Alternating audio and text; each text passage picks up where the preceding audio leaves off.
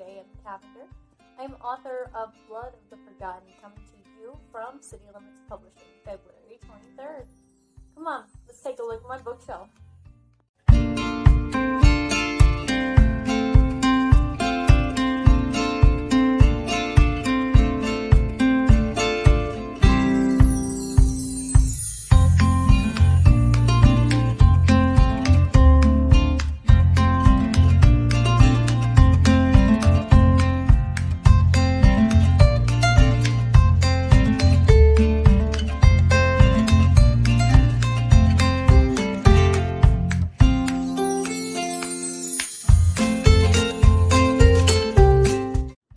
Here you can find my bookshelf. It is rather very lonely right now. I am working on getting another one because I have more books in the closet at the moment that are looking for a home.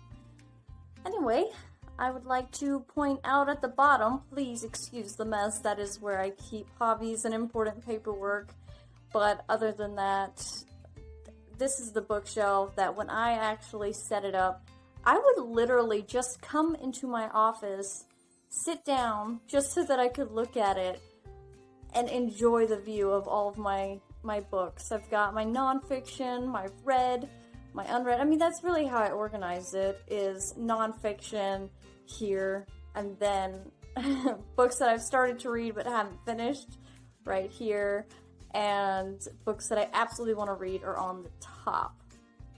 Now, let's sit down, and I want to tell you guys a little bit about a few of the books that mean a lot to me. So much better. So, first of all, I would like to introduce to you all, I don't know how many people have actually heard about this book. It is called Antiquity's Gate, written by R.F. Hurto. Right here.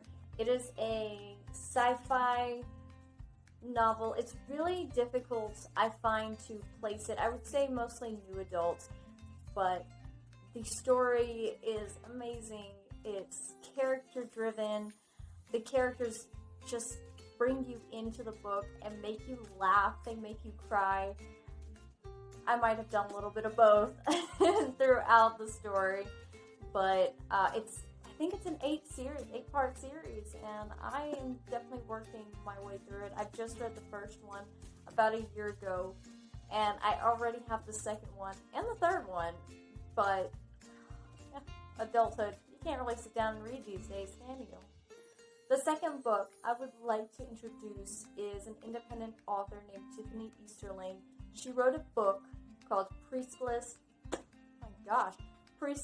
Endless War of Souls. Right here. This is a paranormal adult fiction, but the research that she puts into it, this is urban fantasy. The research she puts into it is amazing. You can tell just by the writing how wonderfully she can integrate fact into fiction, and I was just truly impressed, and I was horrified by how the story went on. Horrified as in terrified. This writer, she really dragged me through it. I was, why are these verbs sounding so bad? Let me try this. She took me on a roller coaster of emotions, and I was ecstatic, entranced, absolutely terrified, but there's a happy ending, in case you needed that reassurance before actually cracking it open. I recommend it for anyone, truly. It is a wonderful, wonderful story. And last but not least, this book cannot go without mentioning. It's written by Brandon Sanderson. It's written by Brandon Sanderson. I really don't need to emphasize that, do I? It's written by Brandon Sanderson, Mistborn series, right here. I would probably put this at my top 10. Don't ask. I can't put any levels on these books because books are just amazing. But anyway, so the Mistborn series, the very last novel, it had me bawling. I don't cry for stories. When I'm reading books, the last book I probably cried on was Harry Potter. I'm a Potterhead. What can you do? But Mistborn, the very last book in the series, took me 3 weeks to recover from it. Every time I thought about it, I would tear up.